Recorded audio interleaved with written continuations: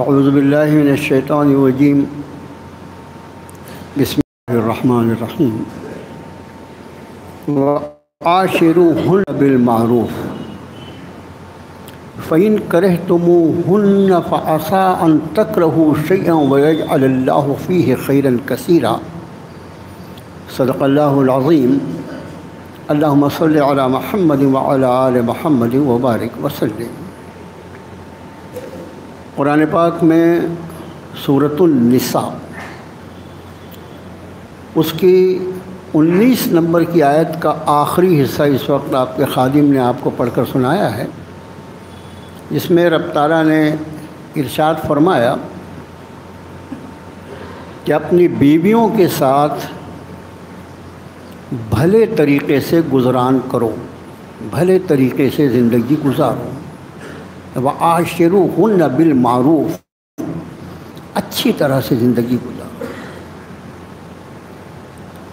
ان کرہتموہن، اگر وہ تمہیں ناپسند ہوں، فعسیٰ، ہو سکتا ہے، بہت ممکن ہے کہ ان تکرہوا شیئا، کہ تم ایک چیز اس میں ناپسند کرتے ہو، وَيَجْعَلَ اللَّهُ فِيهِ خَيْرًا كَثِيرًا، اور اللہ اس میں خیر کثیر، کوئی بڑے فائدے کی چیز تمہارے لیے اس نے تمہیں رکھا۔ آپ انداز فرمائیں کہ رب کائنات نے اپنے بندوں کو اپنی بیویوں کے ساتھ حسن سلوک کے لیے، ان کے ساتھ معروف اور بہتر طریقے سے زندگی گزارنے کے لیے کیا پیرایا اختیار فرمایا ہے، اس کو سمجھانے کے لیے۔ میرے بھائیو، یہ انداز بیان جو ہے یہ کہیں آپ کو ملے گا ہی نہیں۔ درمیان کے 2 ہفتے اولیاء اللہ کے تعلق سے کچھ باتیں، مقام ولایت کے تعلق سے کچھ باتیں عرض کی گئیں، لیکن ہمارا اصل مضمون جو چل رہا تھا وہ تھا انسانی زندگی میں عدل، انصاف کو قائم کرنا، اور یہ انصاف ہمارے ان سارے لوگوں سے جن سے ہمارے تعلقات قائم ہیں، جن سے جتنا زیادہ قریبی اور دیرینہ تعلق ہے ان کے اتنے زیادہ ہم پر حقوق ہیں۔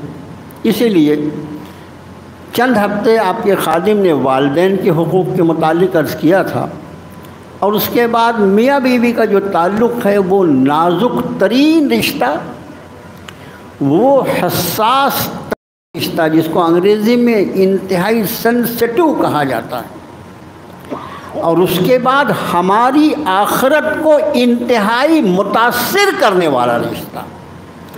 ہم تو خالی عبادات میں سے چند معمولی تھوڑی سی عبادات کو پورا کر کے ایسا سمجھتے ہیں کہ دینداری ہم پہ ختم ہو گئی، اب ہم سے بڑا کوئی ولی کامل ہی نہیں رہا، اور جو کچھ نیکیوں کے کام ہو جاتے ہیں اپنے ہی ہاتھوں سے حقوق العباد کو متاثر کر کے، حقوق العباد پہ ڈاکہ زنی کر کے ہم اپنے آپ کو ان مفلسوں کی فہرست میں شامل کرتے ہیں جن کو اللہ کے رسول صلی اللہ علیہ وسلم نے فرمایا تم مفلس کسے سمجھتے ہو؟ صحابہ نے عرض کیا کہ اللہ کے رسول صلی اللہ علیہ وسلم، ہم تو اس کو مفلس سمجھتے ہیں جس کے پاس مال و زر نہ ہو۔ آپ نے فرمایا خیر وہ تو مفلس دنیا کے اعتبار سے ہے، لیکن آخرت کے اعتبار سے وہ شخص مفلس ہوگا جو اپنے نامہ اعمال میں بہت سی نیکیاں لے جائے گا، لیکن حقوق العباد اس کے اوپر اتنے زیادہ باقی ہوں گے کہ اس کی نیکیاں لوگوں کو دی جاتی رہیں گی ان کے حقوق کے مارے جانے کی وجہ سے، اور جب اس کی نیکیاں ختم ہو جائیں گی تو لوگوں کے گناہ اس پر ڈال دیے جائیں گے۔ عمل کے اعتبار سے وہ مالدار آیا تھا دنیا سے، لیکن حقوق العباد پر ڈاکہ زنی کی وجہ سے واصل جہنم کر دیا جائے۔ یہ اصل مفلس تو کیا ہم سمجھتے ہیں کہ ہمارے شوہرانہ حقوق بڑی غلط فہمیاں ہیں امت میں اس سلسلے میں کہ ہمیں اللہ نے شوہر بنائے ہیں، وہ ہماری بیوی ہے، ہماری بندی نہیں ہے۔ یاد رکھو وہ بندی اسی اللہ کی ہے جس کے ہم بندے ہیں، اور اس سے زیادہ انصاف کرنے والا کون ہو سکتا ہے؟ جس طرح ہمارے حقوق کا پورا حساب کیا جائے گا، اس کے بھی کچھ حقوق ہیں۔ اس وقت جو عنوان ہے اسی عنوان کو جو ہم 2 ہفتہ پہلے ہم نے چھوڑا تھا، وہ عاشروہن بالمعروف، ان کے ساتھ بہتر طریقے سے گزران کرو۔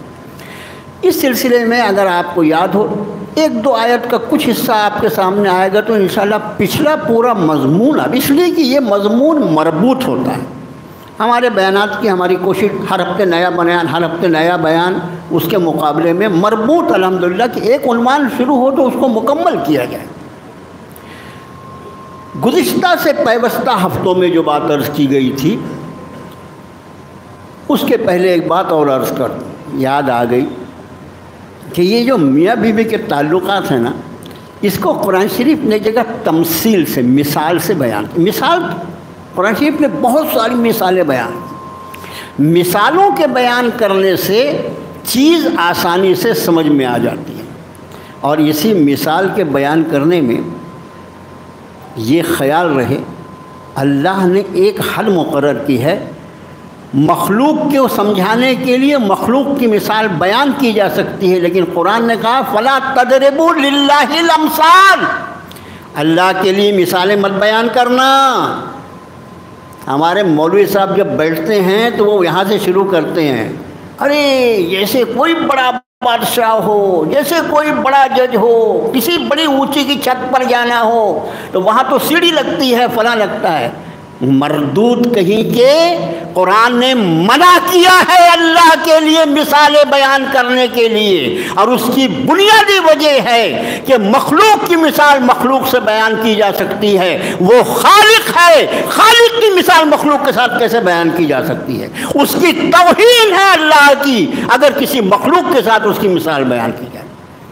جس چیز سے قرآن نے منع کیا، جب تم اس جرم کو کرو گے اسی طرح تمہاری گردنیں پھنستی رہیں گی جس طرح آج تمہاری گردن پھنسی ہوگی۔ بات یہ آ رہی تھی کہ میاں بیوی کا رشتہ، مسائل بیان فرما رہے تھے رب کائنات روزوں کے، دوسرے پارے میں سورہ بقرہ میں روزوں کے مسائل ایک ہی جگہ ہے قرآن شریف میں، پورے قرآن میں ایک ہی مقام ہے سورہ بقرہ میں جہاں روزے کی فرضیت اور اس کے سارے مسائل، ایک پورا رکوع ہے، اور وہ مسائل بیان کرتے کرتے درمیان میں ایک مسئلہ آیا، احل لیلۃ الصیام الرفث الی نسائکم ہن لباس لکم وانتم لباس لہن، تمہارے لیے حلال کر دیا گیا روزے کی راتوں میں بیویوں کے پاس جانا۔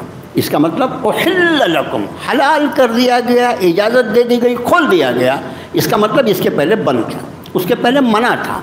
روزے میں جو 3 تبدیلیاں ہوں اس میں ایک تبدیلی یہ تھی کہ روزے کی راتوں میں بھی بیوی کے پاس جانا منع تھا۔ اب رب نے فرض جانا، کیوں؟ بیویاں وہ تمہارا لباس ہیں، وَأَنْتُمْ لِبَاسٌ لَهُنَّ، اور تم ان کا لباس ہو۔ کیا مثال ہے! یہ نہیں فرمایا کہ تو بدن ہے اور وہ لباس ہے، یہ بھی نہیں فرمایا کہ وہ بدن ہے اور تو لباس ہے، تو بدن ہے وہ لباس ہے، دونوں کو لباس فرمایا۔ ہن لباس لکم، وہ تمہاری بیویاں تمہارا لباس ہے، وانتم لباس لہن، اور تم اپنی بیویوں کا لباس ہو۔ لباس کس کو کہتے ہیں؟ لباس کا معنی ہوتا ہے ڈھانکنے والا، لباس کا معنی ہوتا ہے ڈھانپنے والا، اور اللہ نے اس انسان کو جو عزت اور شرف بخشا ہے، اس عزت اور شرف میں اس کی بڑی ایک علامت جو ہے اس کا لباس ہے۔ لباس اس کو کہتے ہیں جو ڈھانپتا ہو۔ تو رب تعالیٰ بیان فرما رہے ہیں وہ بیویاں، پہلے انہیں فرمایا ہننا، وہ لباس لکم، تمہارا لباس ہیں، وہ تمہیں ڈھانپ کر لے کر چلتی ہیں۔ ایک بیوی اپنے شوہر کی کمزوریوں سے جتنا زیادہ واقف ہوتی ہے کوئی دوسرا ہو نہیں سکتا، اور ٹھیک اسی طرح اپنی بیویوں کی کمزوری سے ہم جتنا واقف ہو سکتے ہیں دوسرا نہیں ہو سکتا۔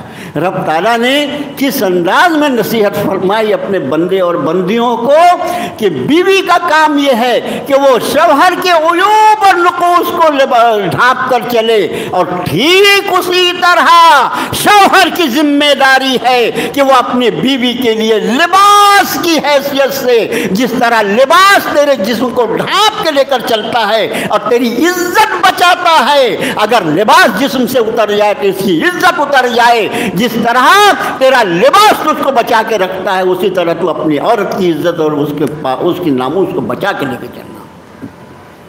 تو پچھلے نشستوں میں جو بات عرض کی گئی تھی وہ یہ کہ میاں بیوی کے تعلقات میں کبھی شیطان سب سے زیادہ کوشش جو کرتا ہے وہ اسی رشتے پر دھاوا بولنے کی کوشش کرتا ہے، اس لیے کہ یہ رشتہ اگر اللہ نہ کرے متاثر ہو نا تو دو خاندان نہیں بلکہ دو خاندان سے ہٹ کر نہ جانے کس طرح شیرازہ بکھرتا ہے انسانی سماج، بہت کوشش کرتا ہے۔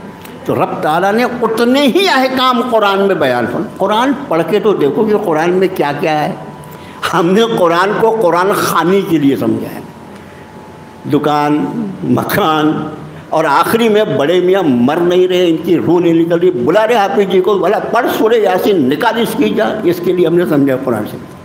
یہ قرآن ھدی للمتقین، جو اللہ سے ڈر کر زندگی گزارنا چاہے، جو مقام ولایت پر فائز ہونا چاہے، میں نے پچھلے ہفتوں میں اس کو واضح کیا ہے، ولایت کہتے ہی متقی اور پرہیزگار آدمی کے مقام کو ہے، جو اللہ کا ولی بننا چاہتا ہے اس کے لیے اللہ نے اس کتاب کو اتارا، اس کتاب پر عمل کر کے وہ اللہ کا ولی بن جائے۔ ہم نے قرآن خوانی کتاب سمجھی۔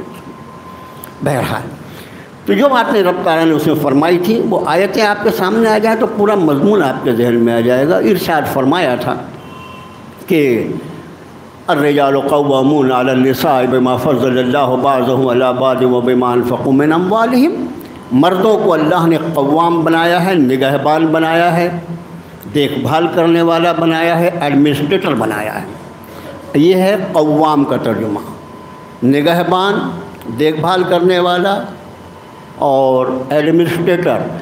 ایک ترجمہ نگار نے اس کا ترجمہ کیا افسر، کیا ترجمہ کیا؟ افسر، لیکن انہوں نے ترجمہ کیا، ہم بھی ترجمہ کر دیتے ہیں، اللہ نے افسر بنایا ہے مردوں کو، اس لیے کہ بما فضل اللہ بعضهم علی بعض، یہ اللہ کا معاملہ ہے، بعض کو بعض پہ فضیلت عطا فرماتے ہیں، وبما انفقوا من اموالهم، اور اس وجہ سے بھی کہ یہ شوہر جو ہے، یہ مرد جو ہے، یہ عورتوں پر اپنے مال کو خرچ کرتے ہیں۔ یہ مسئلہ میں نے بہت وضاحت سے آپ کے سامنے عرض کیا تھا کہ چونکہ عورت پر پوری زندگی میں کبھی کسی طرح کا خرچ اللہ نے رکھا ہی نہیں، اس کا خرچ ہمیشہ آدمی کے ذمہ رکھا ہے، اس لیے عورت پہ کمانا بھی واجب نہیں۔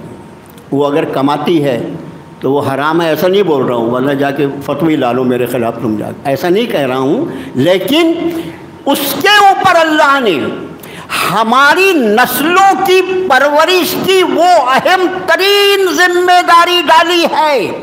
اگر ماں کی گود میں دین ہو، اگر ماں کی گود میں قرآن ہو، اگر ماں کی گود میں شریعت مطہرہ ہو، تو آنے والی اولاد امام غزالی ہوگی، آنے والی اولاد ابو حنیفہ ہوگی، آنے والی اولاد امام مالک ہوگی۔ اور اگر اس کے دین میں، اس کی گود میں بے حیائی ہوگی، اس کی گود میں دین نہیں ہوگا، تو آنے والی امت جو ہوگی، آنے والی قوم جو ہوگی، وہ اللہ اور اس کے رسول کے غدار نکلی۔ یہ سب کچھ طے ہوتا ہے، اس گود میں طے ہوتا ہے جس گود میں یہ بچہ پلتا بڑھتا ہے۔ چونکہ اتنی اہم ترین ذمہ داری خالق کائنات نے اس ماں کی گود میں رکھی ہے، اس لیے اس کو کمانے کھانے کی ذمہ داری سے اللہ نے آزاد رکھا۔ بما انفقوا من اموالهم فالصالحات قانتات الحافظات للغیب بما حفظ اللہ، وہ نیک خواتین وہ انتہائی فرما بردار ہوتی ہیں۔ کسی فرما بردار؟ اللہ اور اس کے رسول کی اور اپنے شوہر کی فرما بردار ہوتی ہیں، اللہ کی توفیق سے پیٹھ پیچھے حفاظت کرنے والی۔ اب اس کے بعد رب نے فرمایا واللاتی تخافون نشوزہن. اب بعض عورتیں ایسی، دیکھو ہم اور آپ جو ہے نا، ہم اپنے آپ بہت جانتے ہیں.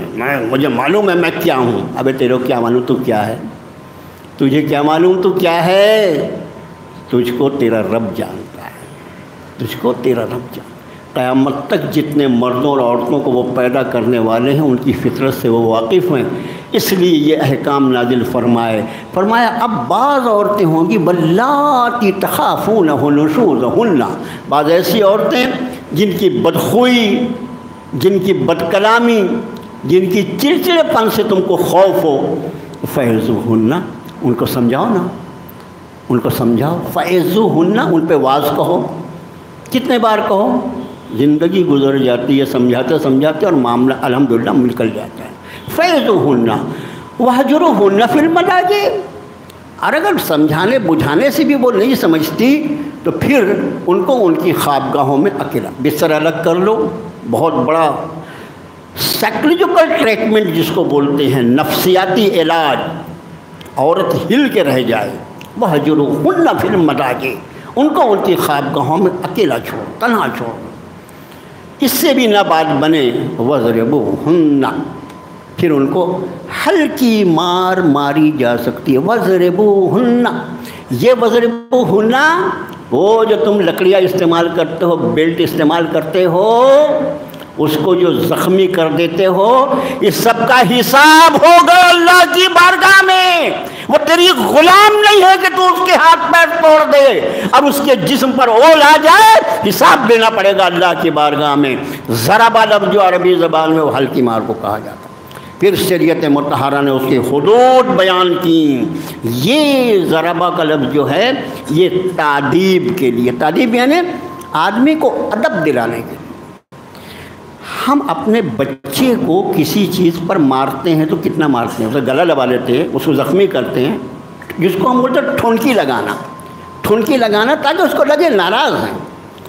فرمایا وَضْرِبُوهُنَّ، ان کو ہلکی مار مارا جا سکتا. فَإِنْ أَطَعْنَكُمْ فَلَا تَبْغُوا عَلَيْهِنَّ سَبِيلًا، اور اس کے بعد جب وہ تمہاری اطاعت کرنے لگے تو ان کو ستانے کے لیے راستے مت تلاش کرنا. ان اللہ علی کبیرہ، اللہ بہت زبردست، بہت بڑا ہے. اب یہ ہو گیا اور اس کے بعد بھی معاملہ نہیں بنا. اس کے بعد بھی معاملہ نہیں. آگے کے احکام ذرا جو اب نئے احکام ہیں. ارشاد فرمایا کہ وَإِنْ خِفْتُمْ شِقَاقَ بَيْنِهِمَا. وَإِنْ خِفْتُمْ، اللہ کا شکر ہے عربی ترجمہ جاننے والے بھی ہمارے مجمع میں رہتے ہیں.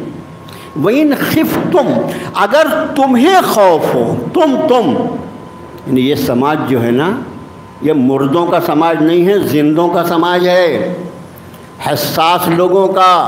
ہمارے آگے پیچھے آزو بازو کیا ہو رہا ہے ہمیں اس کا خیال رکھنا ہے، اس پر نظر رکھنا ہے. وَإِنْ خِفْتُمْ شِقَاقَ بَيْنِهِمَا، اگر تمہیں، مطلب اب مسلم سماج کی ذمہ داری ہے، اگر تمہیں یہ خوف ہو، شقاق کس کو کہتے ہیں؟ کھچاؤ، تنازع. بَيْنِهِمَا، اگر ان دونوں کے درمیان اس کے بعد بھی تم بھی بہت تناؤ ہے تو پھر کیا کرو؟ فَابْعَثُوا حَكَمًا مِّنْ أَهْلِهِ وَحَكَمًا مِّنْ أَهْلِهَا.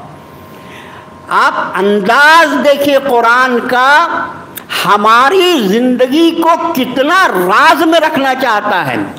ایسا سب کچھ کرنے کے بعد، اس کو سمجھانے کے بعد، اس کو بستر الگ کرنے کے بعد، اس کو ہلکی ضرب لگانے کے بعد سدھرتی نہیں وہ خاتون. اس کا مطلب ہے دوڑ کر کے طلاق دے دے اس کو. اور طلاق بھی کتنا؟ 3 طلاق.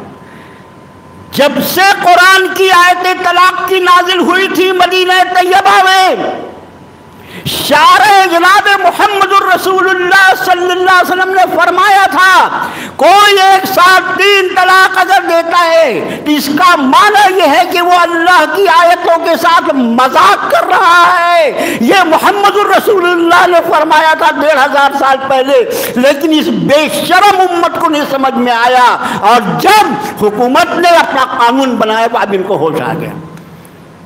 کس نے ان کو مجبور کیا؟ کس نے ان کو مجبور کیا قانون بنانے پر؟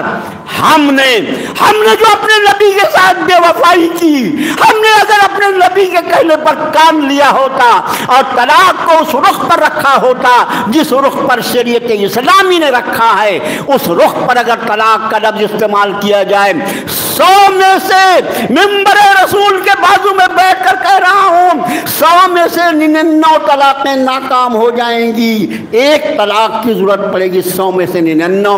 مگر ہم نے اپنی منمانی کر کے ایک ساتھ 3 طلاق دے کر اللہ اور اس کے رسول کو ناراض کر کے ہم نے وہ طریقہ اختیار کیا کہ 100 میں سے 100 طلاقیں پڑ جاتی ہیں۔ اب اس کے بعد انشاءاللہ ظاہر ہے کہ میاں بیوی کا معاملہ ہے تو طلاق کے مسئلے کو بھی کچھ عرض کریں گے انشاءاللہ۔ میرے بھائیوں، یہ چیزیں ہیں جو جمعے میں لوگوں کے سامنے آنا چاہیے، اس کے لیے جمعے کی بیان اور جمعے کا خطبہ ہوتا ہے، اس لیے کہ جو بڑی ایشو ہیں امت کے اس پر لوگوں کے سامنے کچھ آئے کہ ہم کو کرنا کیا ہے اور ہم کر کیا رہے ہیں۔ اب بولتے ہوئے ڈرو نہیں، اصل میں کہ سب کو ساتھ میں لے کے چلنا ہے نا، تو سب کو ساتھ میں لے کے چلنا، چاہے اللہ اور اس کے رسول میرے ساتھ رہ جائیں نہ رہ جائیں، ایسے ساتھ پر لعنت ہے۔ ارے لوگ راضی ہو ناراض ہو ہماری بلا سے، جہاں امت غلطی کر رہی ہے، امت کے علماء کا اور ان کے ذمہ داروں کا اور خطیبوں کا کام ہے کہ اس پر انگلی رکھ کے بتائے بابا یہ غلط ہے، یہ کر کے جائے گا تو اللہ کے تیری گردن پھنس جائے گی۔ اب آج بات شروع ہوئی وہ یہ خفتم شقاق بینہما فابعثوا حکما من اہلہ وحکما من اہلہا، اگر تمہیں ان کے درمیان شقاق، جدائی، کھچاؤ کا خوف ہو تو پھر ایک منصف مرد بیوی کی خاندان سے اور ایک انصاف کرنے والا شخص شوہر کے خاندان سے فابعثوا، انہیں کھڑا کرو، انہیں مقرر کرو۔ کتنے؟ یہ تم پنچایت لے کے بیٹھتے ہو نا، پنچایت ہے، کیا کی پنچایت؟ میاں بیوی میں جھگڑا ہے، پنچایت کہاں سے لائے بھائی؟ اللہ نے، یہ معاملہ میاں بیوی کا ہے، میاں بیوی کی جب اختلافات ہوتے ہیں تو بنیاد 2 میں سے عام طور سے کوئی ایک ہوتی ہے، یا تو کچن بنیاد ہوتی ہے، کھانے پینے کا کوئی مسئلہ ہوگا، کوئی کمی زیادتی ہوگی، یا کبھی کبھی بیڈ روم عنوان ہوتا ہے، اور یہ دونوں عنوانات ایسے ہیں قرآن نہیں چاہتا کہ کسی مسلمان مرد اور عورت کا معاملہ جو ہے وہ عوام میں آئے اور لوگوں کو اس پہ ہنسنے کا موقع ملے، اس لیے میرے رب نے ہمارے معاملات کو رازداری میں رکھنے کے لیے فرمایا ایک سمجھدار آدمی اس کے خاندان سے لے لے، ایک سمجھدار آدمی اس کے خاندان سے لے لے، اور اس کے بعد آگے کیا ہوگا انشاءاللہ العزیز اگلے ہفتے عرض کریں گے۔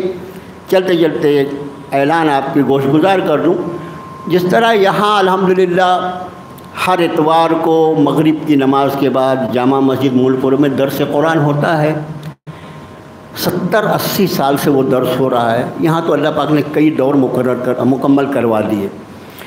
اسی طرح اللہ کے فضل و کرم سے 1988 میں، یعنی آج سے 33 سال پہلے، کامٹی میں بھی اللہ پاک نے درس کا سلسلہ شروع کروایا، اور یہ وہاں درس جو ہوتا ہے وہاں کی جامع مسجد گجری بازار کی جو جامع مسجد ہے وہاں یہ درس پچھلے 33 سال سے ہو رہا ہے۔ پہلا دور جو شروع ہوا تھا وہ استاد محترم حضرت مولانا الحاج عبدالکریم فاروق رحمۃ اللہ علیہ نے انہوں نے شروع کیا تھا، اور اس دور کی تکمیل بھی اللہ نے مرحوم کے ذریعے کروائی تھی۔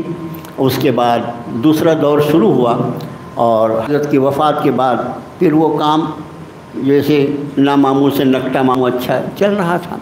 آج الحمدللہ دوسرے دور کی تکمیل ہے، کامٹی کی جامع مسجد میں جو درس ہوتا ہے آج دوسرے، وہاں پر جمعے کو ہی درس ہوتا ہے عشاء کے بعد، تو آج دوسرے دور کی تکمیل ہے۔ اب اس تکمیل میں انہوں نے چونکہ خواتین کو بھی بلانا تھا تو اس لیے بجائے مسجد کے انہوں نے تکمیل قرآن کا جو پروگرام ہے وہ املی باغ کے سماج بھون میں رکھا ہے، وہاں مردوں کا انتظام نیچے رکھا ہے، اوپر خواتین کا انتظام رکھا ہے۔ بہت اچھا بھی ہے کہ بھئی خواتین کے بھی تو کان میں کچھ بات پڑھنا چاہیے نا اللہ رسول کی، تو آج وہاں پر درس کا اختتامی جو 2 صورتیں ہیں سورہ فلق سورہ ناس وہ پڑھی جائیں گی، اور اس کے بعد درس کا افتتاح جو ہے وہ دھولیا سے آئے ہوئے ایک بہت زبردست عالم دین، ہمارے یہاں بھی وہ خطاب فرما چکے ہیں، حضرت مولانا محمد مختار مدنی مدد اللہ العالی، بڑے زبردست عالم دین ہیں۔ سورہ فاتحہ سے انشاءاللہ وہ نئے دور کا تیسرے دور کا افتتاح فرمائیں گے، تو دوسرے دور کی تکمیل اور تیسرے دور کا افتتاح، وہاں پر نماز عشاء کا وقت جو ہے وہ 8:30 بجے کا ہے جامع مسجد گزیر بازار میں، اور نماز کے فوراً بعد وہاں سے مصلی جو ہیں وہ ہال پر آ جائیں گے۔ تو یہ آپ کو اطلاع دینی تھی، اس لیے کہ دعائے ختم قرآن اور افتتاحی درس وغیرہ اس میں شرکت فرمائیں اپنے سہولیتوں کو مد نظر۔ صلی اللہ تعالیٰ علیہ خیر۔